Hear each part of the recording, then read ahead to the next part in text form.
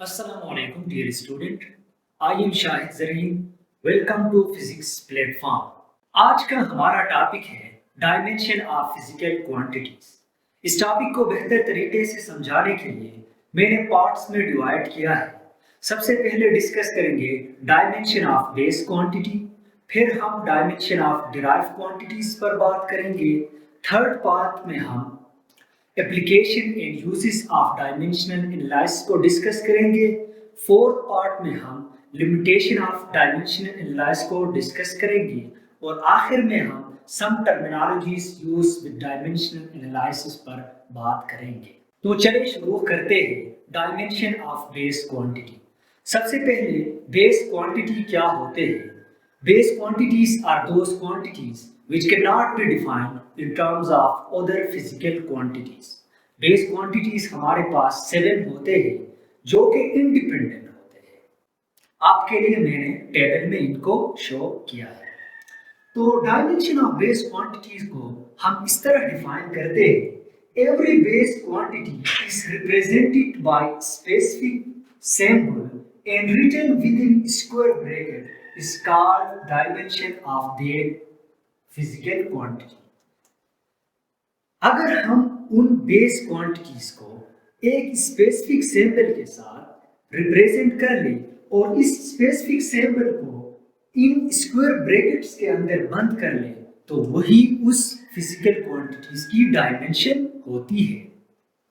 For example हमारे पास length को हम स्पेसिफिक सिंबल कैपिटल एल से रिप्रेजेंट करेंगे और इसको स्क्वायर ब्रैकेट के अंदर अगर बंद कर ले तो ये हमारे पास क्या हो गया? लेंथ की डायमेंशन हो गया। सिमिलरली मास को कैपिटल एम से स्क्वायर ब्रैकेट के अंदर बंद कर ले तो ये हमारे पास क्या होगा? मास की डायमेंशन होगी। टाइम को कैपिटल टी के साथ और टेम्परेचर को कैपिटल के साथ और बास बुक में इसको अपर केस थीटा के साथ रिप्रेजेंट करते हैं। इलेक्ट्रिक करंट को हम I के साथ और इसको स्क्वायर ब्रैकेट में बंद करते हैं। अमाउंट ऑफ सब्सटेंस को N के साथ, लुमिनस इंटेंसिटी को J के साथ रिप्रेजेंट करते हैं। तो बेस क्वांटिटीज की डायमेंशन सिंपल होती है। इनको स्पेसिफिक सिंबल दो, फिर उनको स्क्वायर ब्रैकेट में बंद कर लो, वो इसकी डायमेंशनल रिप्रेजेंटेशन। अब बात करते हैं डायमेंशन ऑफ डिराइव्ड क्वांटिटी। सबसे पहले डिराइव्ड क्वांटिटीज क्या होती है? डिराइव्ड क्वांटिटीज वो क्वांटिटीज होती है जिनको हम बेस क्वांटिटीज के टर्म में डिफाइन करते हैं। तो इनकी डायमेंशन को हम इस तरह रिप्रेजेंट करते हैं। The dimension of any derived quantity is written as product of the dimension of base quantity. किसी भी डिराइव्ड क्वांटिटी की डायमेंशन को हम सिंपली बेस क्वांटिटीज के डायमेंशन के प्रोडक्ट्स के फॉर्म में लिखते हैं। हमें पता है एरिया एक डिराइव्ड क्वांटिटी है जो कि लेंथ मल्टीप्लाई बाय लेंथ के बराबर होता है। अभी बेस क्वांटिटी में हमें पता था कि लेंथ की डायमेंशन L होती है, एक और लेंथ की डायमेंशन भी L होती है। तो एरिया की डायमेंशन क्या हो गया?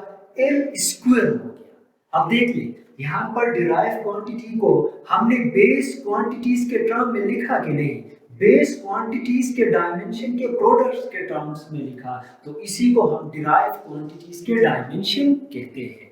सिमिलरली हमें पता है वेलोसिटी का जो फार्मूला है लेंथ डिवाइड बाय टाइम होता है, change in displacement with respect to time.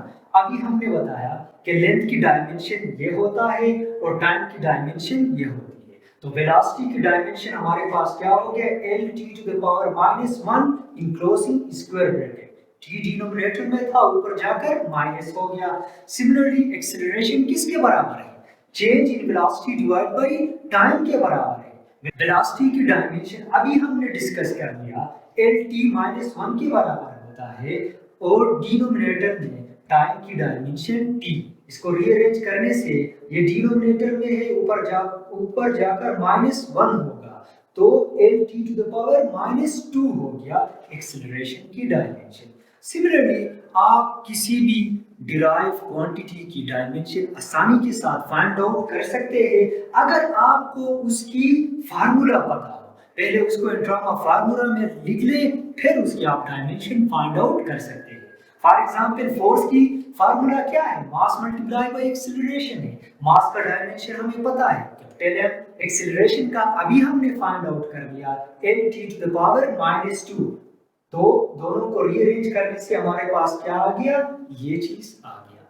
Similarly आप डेंसिटी की मास पर यूनिट वॉल्यूम होती है डायमेंशन फाइंड आउट कर सकते हैं। फ्रीक्वेंसी की 1/t, तो इसका डायमेंशन सिंपल क्या होगा, इसका डायमेंशन सिंपली हमारे पास होगा t to the power -1। Resistance की आप फाइंड आउट कर सकते हैं ओम्स लॉ से, v = IR होता है, R = V/I से फाइंड आउट कर सकते हैं। स्पीड का आप फाइंड आउट कर सकते हैं। तो ये जो बेस क्वांटिटीज है ना, जो 7 है हमारे पास, लेकिन एफएससी लेवल में आपको सिर्फ 3 क्वांटिटीज पर फोकस करना होगा, लेंथ, मास एंड टाइम। अगर आपको इन तीनों का डायमेंशन आ गया है तो आप किसी भी डिराइव क्वांटिटी की डायमेंशन आसानी से फाइंड आउट कर सकते हैं। अब बात करते हैं application and uses of dimensional analysis. आखिर हम ये डायमेंशनल एनालिसिस यूज क्यों करते हैं? तो dimension describe the physical nature of A quantity. इसके जरिए से हम किसी भी फिजिकल क्वांटिटी की नेचर के बारे में बता सकते हैं। फॉर एग्जांपल हमें पता है स्पीड किसके बराबर है, लेंथ डिवाइड बाय टाइम के बराबर है। तो इसकी नेचर क्या है, ये दो बेस क्वांटिटीज लेंथ और टाइम से मिलके बना है। सिमिलरली फोर्स के बारे में हम बता सकते हैं, वो क्या है, मास और एक्सेलरेशन के बराबर है। मास यानी कि वो 3 बेसिक क्वांटिटी मास, लेंथ और टाइम से मिलकर बना है। एक हो गया to check the correctness of any physical equation. इस डायमेंशनल एनालिसिस के जरिए से हम किसी भी इक्वेशन के बारे में बता सकते हैं कि वो डायमेंशनली करेक्ट है कि नहीं है। एक फिजिकल इक्वेशन इसी वक्त करेक्ट कंसीडर होगा अगर उसके बोथ साइड के डायमेंशन एक दूसरे के बराबर हो। For example time period of simple pendulum हमें पता है t = 2 पाई √L/g के बराबर है। इसके लेफ्ट साइड में क्या है, टाइम है, डायमेंशन उसकी क्या है, सिंपल टाइम है। तो राइट साइड को भी मस्ट टाइम के बराबर होना चाहिए, यानी लेंथ L/g ये कंप्लीट हमारे पास सिर्फ और सिर्फ टाइम के बराबर आना चाहिए। टू डिराइव पॉसिबल फार्मूला, इस डायमेंशनल एनालिसिस के जरिए से हम किसी भी फिजिकल इक्वेशन के लिए फार्मूला डिराइव कर सकते हैं। इन दो टर्म्स को हम नेक्स्ट लेक्चर में थॉरोली डिस्कस करेंगे। अब बात करते हैं लिमिटेशन ऑफ डायमेंशनल एनालिसिस। इस डायमेंशनल एनालिसिस की खूबियों और अच्छाइयों के साथ कुछ खामियां भी हैं। वो क्या है, it can not distinguish between scalar and vector quantity. इसके जरिए से हम एक स्केलर और वेक्टर क्वांटिटीज के दरमियान फर्क को नहीं समझ सकते हैं। फॉर एग्जांपल स्पीड और वेलोसिटी जो है दोनों की डायमेंशन सेम है। अब ये डायमेंशनल एनालिसिस इन दोनों में डिस्टिंग्विश नहीं कर सकता है कि कौन सा वेक्टर है और कौन सा स्केलर है। दूसरा, it can not distinguish between physical quantities having same dimension. अगर दो क्वांटिटीज का डायमेंशन सेम हो, फॉर एग्जांपल वही स्पीड और वेलोसिटी दोनों की डायमेंशन सेम है, आप ये नहीं बता सकते इनमें से स्पीड की डायमेंशन कौन सा है, वेलोसिटी की डायमेंशन कौन सा है, क्योंकि दोनों सेम है। It tell nothing about the constant in equation. अब एक इक्वेशन में जो कांस्टेंट आते हैं, for example time period of simple pendulum में ये जो 2 पाई है ये कांस्टेंट है। ये डायमेंशन एनालिसिस इसके बारे में हमें कोई मालूमात नहीं देता है, ये इसकी एक और लिमिटेशन हो गई। अब एक और इम्पोर्टेंट बात ये है, it is not necessary that a dimensionally correct equation is absolutely correct but a dimensionally wrong equation must be wrong। अब ये जरूरी नहीं है कि हर वो इक्वेशन जो डायमेंशनली करेक्ट हो कि वो फिजिक्स के अंदर कोई खास इक्वेशन हो, लेकिन जो इक्वेशन डायमेंशनली इनकरेक्ट हो वो कभी क्या होगा, एक प्रॉपर इक्वेशन नहीं होगा। आखिर में डिस्कस करते हैं some terminologies use in dimensional analysis. इन डायमेंशनल एनालिसिस में कुछ स्पेसिफिक टर्म्स हैं जिनको डिस्कस करना जरूरी है। पहला हमारे पास है डायमेंशनल वेरिएबल। ये डायमेंशनल वेरिएबल क्या होते हैं? Those physical quantities having dimension but variable magnitude are called dimensional variable। वो physical quantities जिनकी डायमेंशन होती है लेकिन इनकी मैग्नीट्यूड वेरिएबल होती है, यानी चेंजेस होती है इसमें, ऐसे क्वांटिटीज को क्या कहते हैं? डायमेंशनल वेरिएबल कहते हैं। फॉर एग्जांपल फोर्स है, फोर्स की हमारे पास एक डायमेंशन है, वो किसके बराबर है? mL(T⁻⁻²) के बराबर है। लेकिन फोर्स की मैग्नीट्यूड चेंज हो सकती है, कभी 5 न्यूटन की फोर्स हो सकती है, कभी 10 न्यूटन की फोर्स हो सकती है, या किसी और या कोई और मैग्नीट्यूड का हो सकता है। अब देख ले, इसका मैग्नीट्यूड चेंज हो रहा है लेकिन उसके पास डायमेंशन है, तो ऐसी क्वांटिटी को डायमेंशनल वेरिएबल कहते हैं। दूसरा हमारे पास है dimensional constant. Those physical quantities which have dimension but constant magnitude are called dimensional constant। In quantities की डायमेंशन होती है, साथ साथ उनकी मैग्नीट्यूड भी कांस्टेंट होती है, फिक्स होती है। फॉर एग्जांपल हमें पता है स्पीड ऑफ लाइट की एक फिक्स वैल्यू है, 3 × 10⁸ मीटर पर सेकंड होती है। अब उसके पास डायमेंशन भी है, स्पीड की डायमेंशन हमें पता है। सिमिलरली प्लैंक्स कांस्टेंट की एक फिक्स वैल्यू है 6.63 × 10⁻34 जूल सेकंड। इसके पास डायमेंशन भी है, इसकी मैग्नीट्यूड भी फिक्स है, तो ऐसे क्वांटिटीज को डायमेंशनल कांस्टेंट कहते हैं। थर्ड हमारे पास है डायमेंशनल लेस वेरिएबल। ये ऐसे क्वांटिटीज है उनकी डायमेंशन नहीं होती है लेकिन उनकी मैग्नीट्यूड वेरिएबल होती है, तो ऐसे क्वांटिटीज को डायमेंशनल वेरिएबल कहते हैं। For example plane angle, solid angle. अब देख ले उनकी डायमेंशन क्यों नहीं होती है? हमें स्ट्रेन का पता है, स्ट्रेन क्या है? Change in length divide by original length.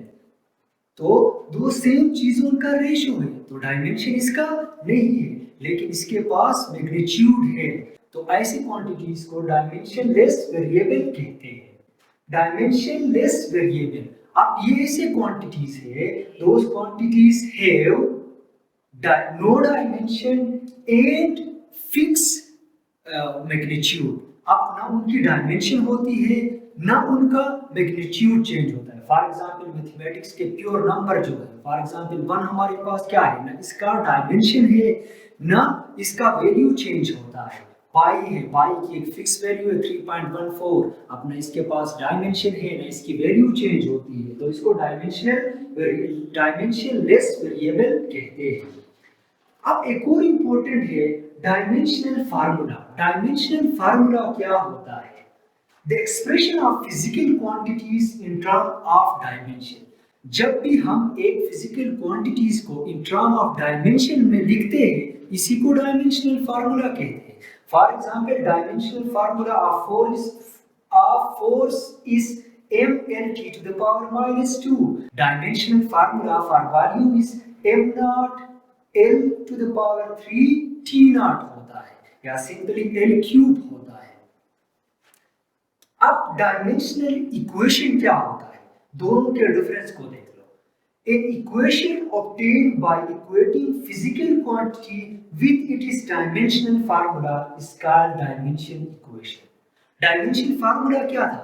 Simply एक फिजिकल क्वांटिटीज को अगर हम उसके डायमेंशन के टर्म में लिख ले, इसी को डायमेंशनल फार्मूला कहते हैं।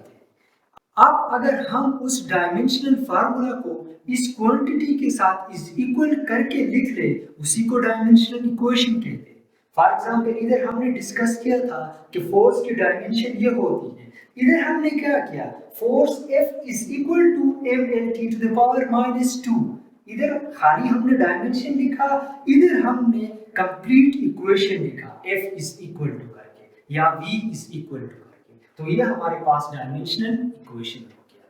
तो आज के लेक्चर में हमने डायमेंशन के बारे में थारोली डिस्कस किया। नेक्स्ट लेक्चर में हम एप्लीकेशन ऑफ डायमेंशन पर बात करेंगे और हम क्या करेंगे? होमोजेनिटी प्रिंसिपल और derive formula for any physical quantities को डिस्कस करेंगे। तो अगला लेक्चर भी मस्त देखना होगा आपको। आज के लेक्चर से इतना ही। Kindly do subscribe and share my YouTube channel. Thank you so much.